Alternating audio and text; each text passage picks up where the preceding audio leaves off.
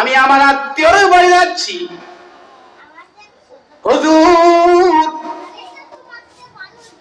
যাইতে যাইতে আধার হয়ে গেছে, গভীর রাত হয়ে গেছে।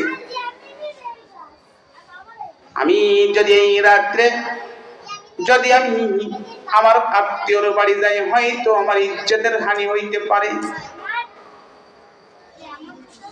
হয়তো আমার জীবনের একটা ঝুঁকি আসতে পারে।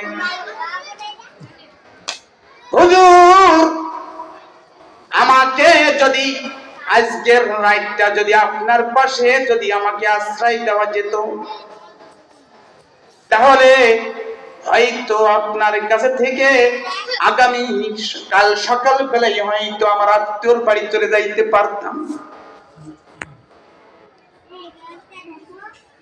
ইমাম সাহেব ডাক দিয়ে বলে,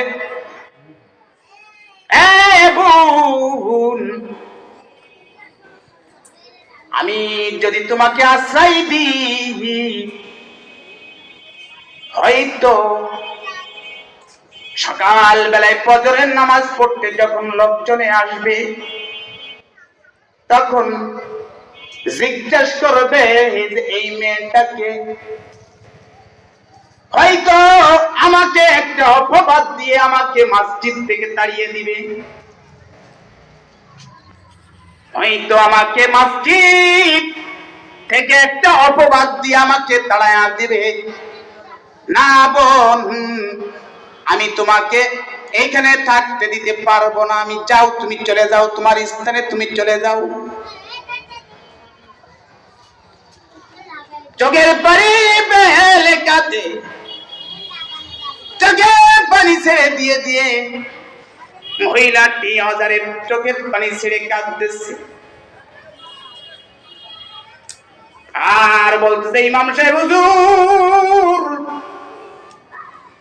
আল্লাহর ঘরে এসে যদি আমি আশ্রয় পেলাম না, আমার জীবনের নিরাপত্তা পেলাম না, কাল কিয়ামতের ময়দানে আমি এখান থেকে রওনা দিতেছি, কিয়ামতের ময়দানে আমি আপনার বিরুদ্ধে নালিশ দিব আল্লাহর কাছে। আমার ইজ্জতের যদি হানি হয়, কিয়ামতের ময়দানে আল্লাহর কাছে আমি নালিশ দিব। আল্লাহ গো, আমি আমার জীবনের নিরাপত্তা পাইনি ইমাম সাহেবের কাছে। এমন কথা বলার সঙ্গে সঙ্গে ইমাম সাহেবের দিলে মায়া লেগে গেছে, বড় দিলে মায়া লাগছে, এত বড় মায়া লাগছে। ইমাম সাহেব ডেকে বলে, ও বোন রে, যাও যাও, আমার আজকের রাত আমি এই মসজিদের বারান্দায় আমি কাটিয়ে দিব, যাও আমার রুমে তুমি ঘুমিয়ে পড়ো। সুবহানাল্লাহ বলে, যাও আমার রুমে তুমি ঘুমিয়ে পড়ো। মেয়েটি যে বারান্দায় ঘুমায়, মেয়েটি বারান্দায় ঘুমায়া রয়েছে, মেয়েটির রুমে ঘুমায়া রয়েছে।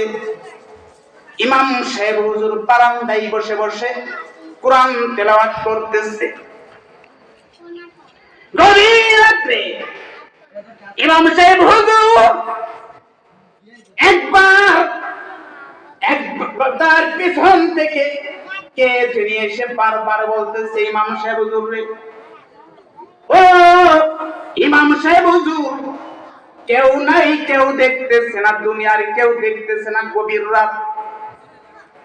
ইমাম সাহেব হুজুর রে, গভীর রাত্রে কেউ দেখতেছে না, দুনিয়ার কেউ দেখতেছে না, সবাই ঘুমিয়ে পড়েছে।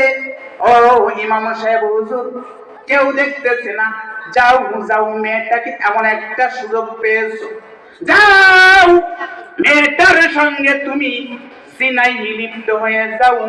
মেয়েটার কোনো ক্ষমতা নাই যাতে তোমাকেও তোমার প্রতিবাদ করার মতন, যাও, এমন একটা সুযোগ আর বারবার হয়তো মেলবে না, যাও যাও। মেয়েটার সঙ্গে জিনায় লিপ্ত হয়ে যাও। ইমাম সাহেব হুজুর এমন কথা শুনে, সামনে লম্প রয়েছে, লম্প চেনেন তো, কারেন্ট এসে লম্পর কোনো মূল্য নাই, কারেন্ট এসে লম্পর মূল্য নাই।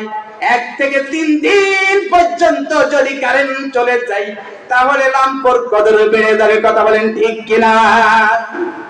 কি পারে না?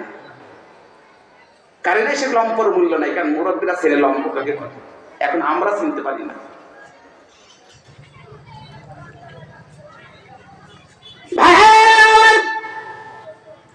ইমাম সাহেব হুজুর এমন কথা শোনার সঙ্গে সঙ্গে বারবার বারবার বারবার লম্পর ভিতরে আঙ্গুল ঢুকায় আর বের করে, লম্পর ভিতরে আগুনের ভিতর আঙ্গুল ঢুকায় আর বের করে, আঙ্গুল ঢুকায় আর বের করে।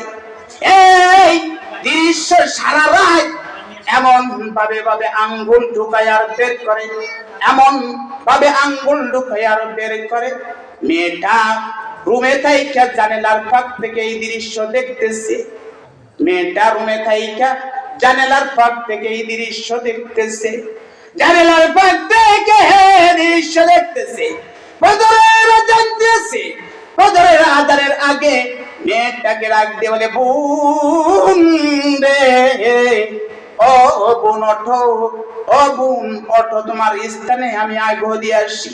সকাল বেলায় মুসাল্লিরা যদি দেখে যে এই একটা যুবতী সুন্দরী রূপসী একটা মেয়ে ইমাম সাহেবের রুমে শোয়া রয়েছে, হয়তো আমার শিক্ষা জীবনটা আমার শেষ হয়ে যাবে, হয়তো আমার জীবনে আমার একটা কেলেম দিয়ে দিবে, অপবাদ দিয়ে দিবে।